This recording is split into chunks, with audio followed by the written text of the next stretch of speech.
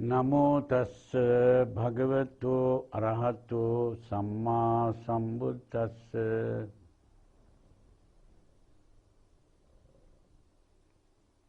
We discussed the subject of epistemology, Buddhist epistemology, and in our last talk we discussed mainly the history of Western philosophy, and we entered the subject of Buddhism very lightly and towards the end. So I would like to say something more about the teachings of the Buddha by showing that this history of Western philosophy has been traced by the Buddha in the Kalama Sutra. Many people who have translated the Kalama Sutra and very often quoted, they never saw this properly. They always thought that the Buddha was a rationalist, which is incorrect.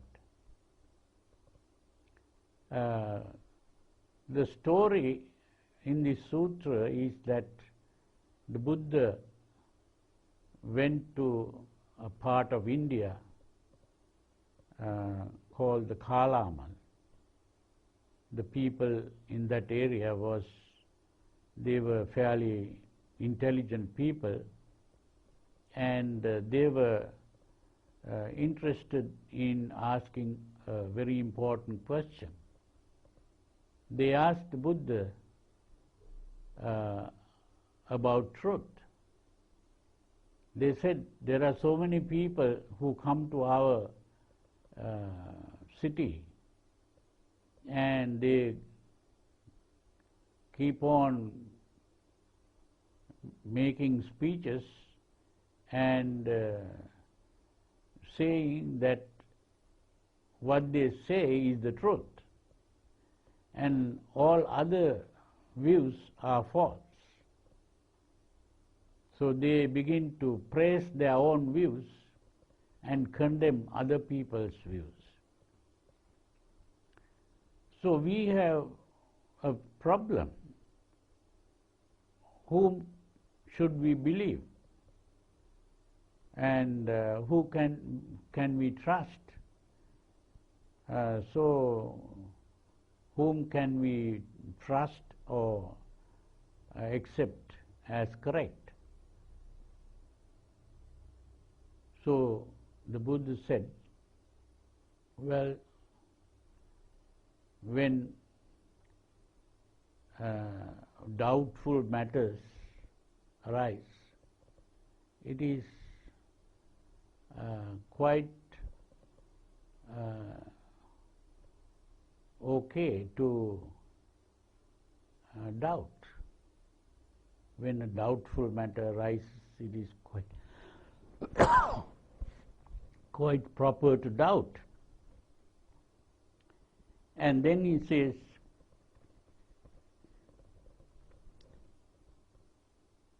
do not go by what you have heard or what you have read in books, or just it is in your tradition. Do not accept something as true because it is coming in that way. Now, when the Buddha said this,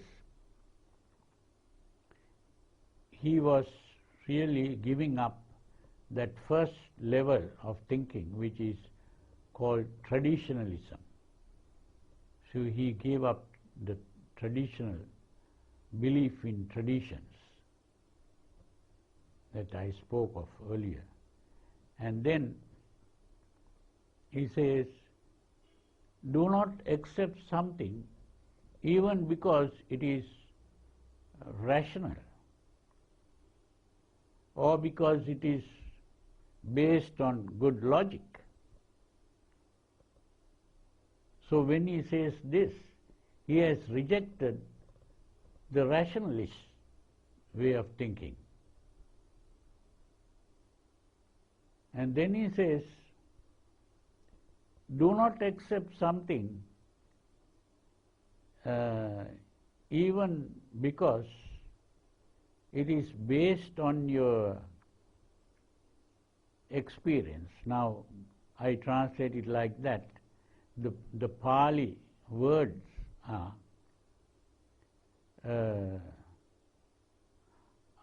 akara parivitakka. Akara parivitakka. Akara means what you observe.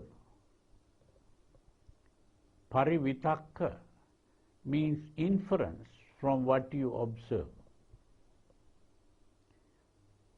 Akara is what it appears to you, whatever appears to you through your observation. You draw an inference based on that. You draw a conclusion or formulate a theory to explain what you have observed. Now that is the akara parivitakka. Vitakka means takka.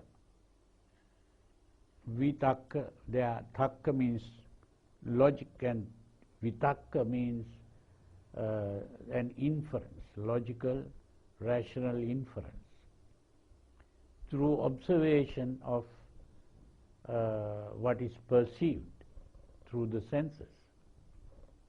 So that is empirical thinking. So that he rejects the empirical form of looking for truth. And then he says, don't accept even what is perceived through a mystical experience. And that the Pali words are ditti nijjana kanti. Ditti nijjana kanti. The nijjana refers to the jhanas. Ditti is a view.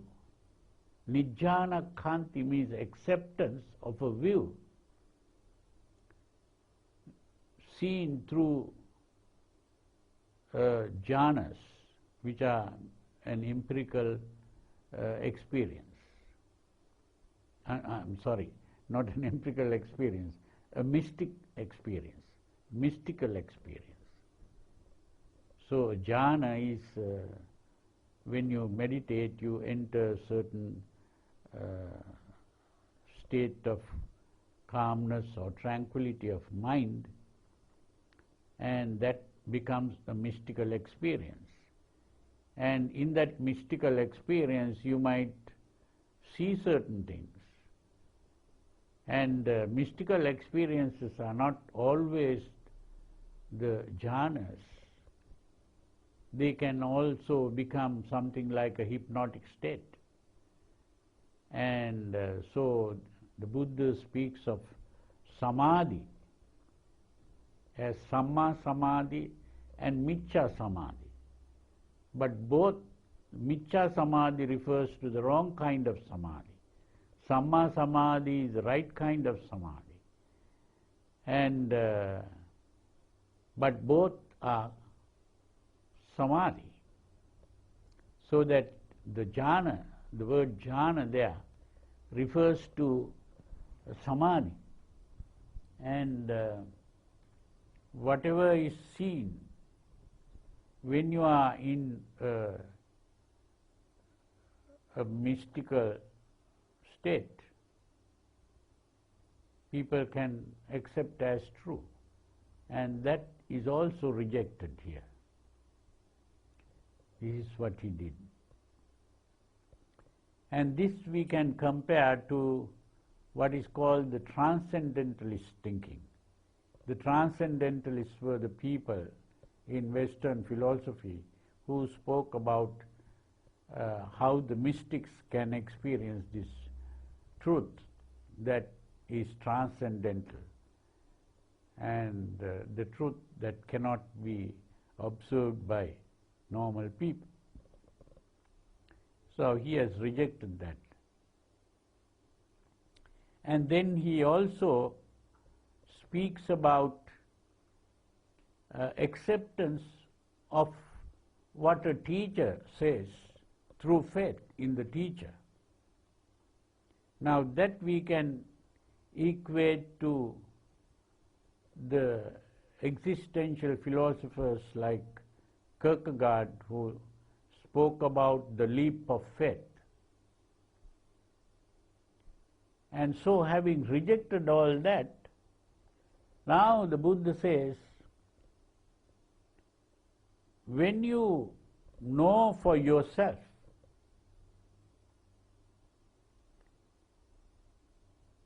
that a certain action is good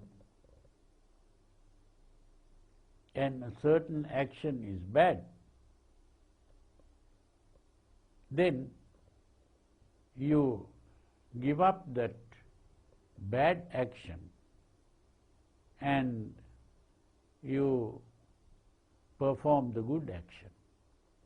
So you are thinking in terms of good and bad.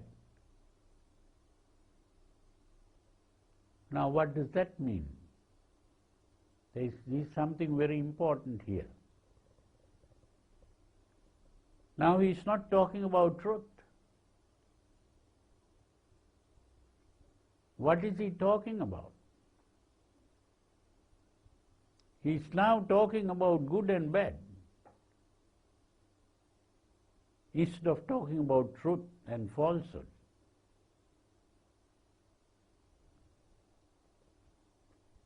Why is he talking about good and bad instead of truth and falsehood?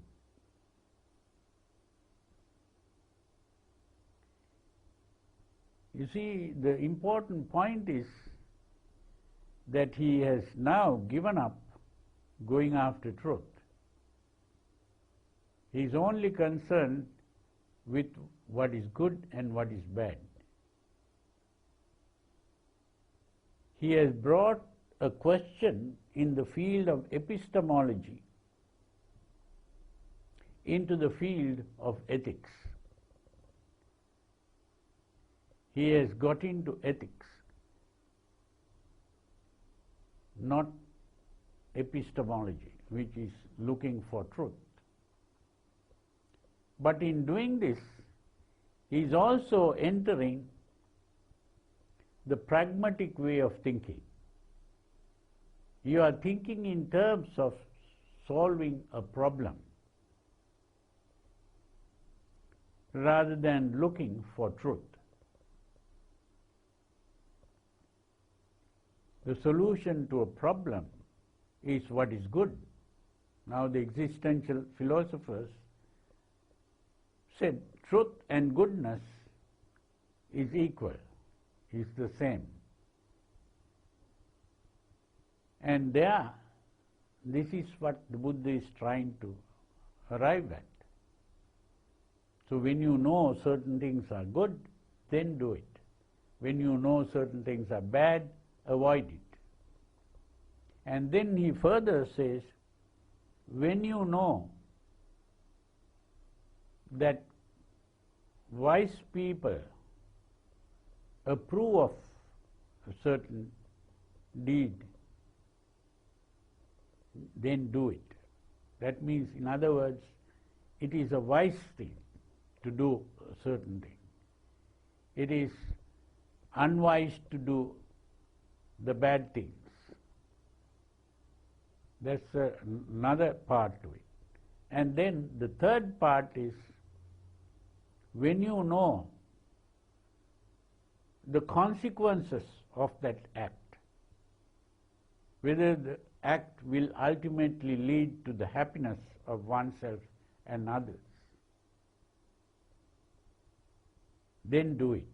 When you know that a certain action leads to the unhappiness of oneself and others, then don't do it. So there are three ways he is judging the action.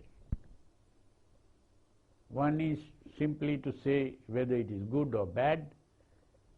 The other is whether it is wise or unwise. And the other one is whether it leads to happiness or whether it leads to unhappiness.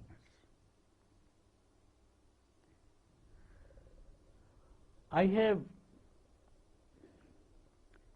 been thinking about this, and I came out with another important problem, important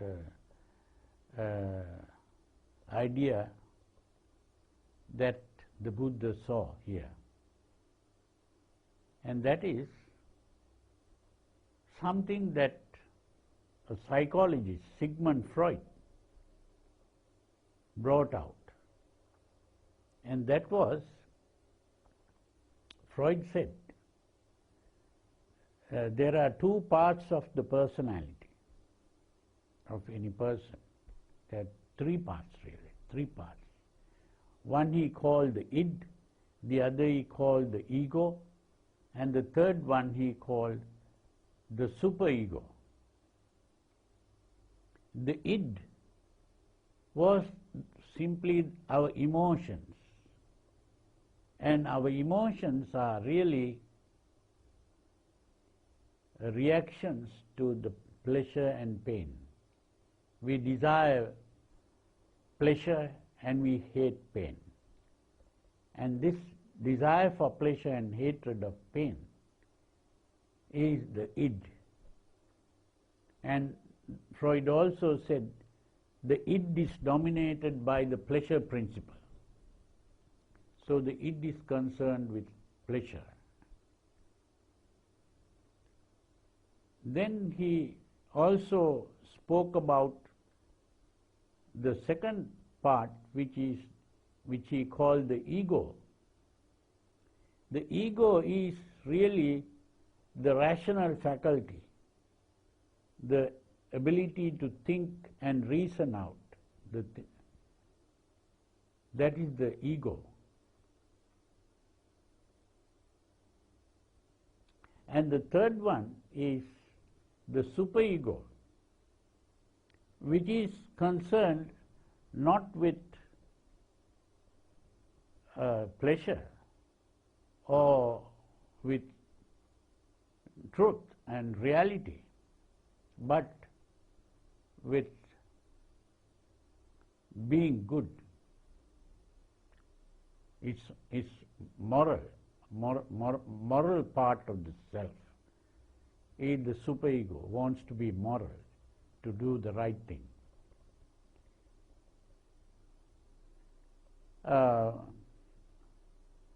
This idea brought out by Freud, which was supposed to be a discovery of his, but at the same time, the Buddha has been using this concept. Now, I don't have the time to discuss the Buddha's views about this whole thing. We can discuss it at a later stage. But the important thing here is that when he spoke about these three ways of judging an action, those three ways are related to this. First, he said, see whether this action is good or bad. That is the concern of the superego. Then he said, see whether this action is wise or unwise. That is the aim of the ego part. And we see whether this action leads to happiness or whether it leads to unhappiness. And that is the aim of the id. You see? So these three parts of the personality are paid attention to here. So the important thing about the Buddha here is that he has rejected the pursuit of truth, but at the same time he speaks about the Four Noble Truths. What are these Four Noble Truths if the truth has been rejected? There again he has taken the pragmatic view, which says there is no truth to be discovered, but there are only problems to be solved. And the most important basic problem is the problem of existence, where we become aware of death, and the anxiety connected with death becomes the problem. And it is that problem that the Buddha calls dukkha. And he speaks about the cause of dukkha and the cessation of dukkha and the way leading to the cessation of dukkha, which is the solution to that problem. And so, because a solution that really solves the problem can be called the truth. This is why the Buddha calls the Four Noble Truths. So it is the truth in that sense.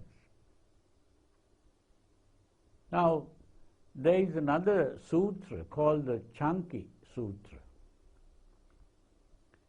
where the Buddha comes up with another way of discussing truth.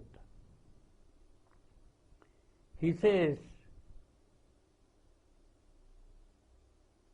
he uses three words. One is Satchanurakhi, Satchanubodho, and Satchanupatti. Satchanurakhi is something we can translate as the preservation of truth, to preserve the truth. Satchanurakhi. Satchanubodho is to understand the truth.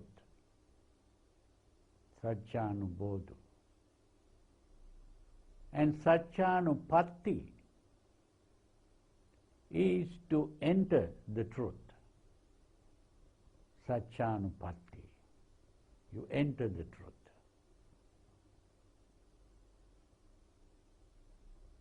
Now, when he speaks about Satchanurakhi, or preserving the truth, he says, if a person says, and therefore it is the truth, he is not preserving the truth. So instead of saying that it is the truth, if he can say, this is what I have read, then he is preserving the truth. If he heard it from some person, and if he can say, this is what I heard, then he is preserving the truth, because he is telling the truth. In other words, the important thing here is not to speak of a truth, but to be truthful. So when you speak of what you have heard, this is what I heard, you are speaking the truth. If you say this is the truth, then you are not speaking the truth. So that way, that is the preservation of truth. So the next one is to understand or realize the truth. That understanding or realizing the truth is to solve a problem. It is to solve the problem. That solution of the problem is the realization of the truth. Because what we call truth is simply the solution to the problem. And solving the problem itself is the truth, realizing the truth.